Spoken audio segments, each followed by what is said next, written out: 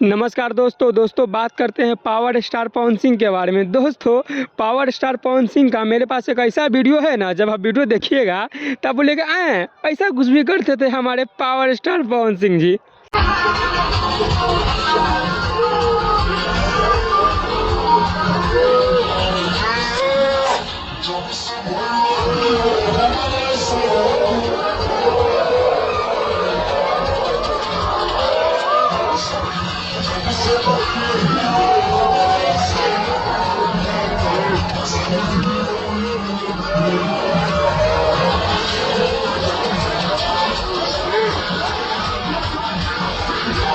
देखिए दोस्तों, कलाकार छोटा हो या बड़ा, वह शुरू में ऑर्केस्ट्रा में ही काम करता है। दोस्तों बहुत सारे लोग खेसारी लाल यादव को ट्रोल करते हैं कि यू आर छक्का, आप मतलब ऑर्केस्ट्रा में काम करने जाते थे, लेकिन यहाँ पर पावर स्टार पवन सिंह भी एक ज़माने में ऑर्केस्ट्रा में काम करते थे। भाई साहब, अगर कोई कलाकार बड़ा बनता है तो सीधा बड़ा नहीं बन जाता है, वह छोटे से ही बड़ा बनता है।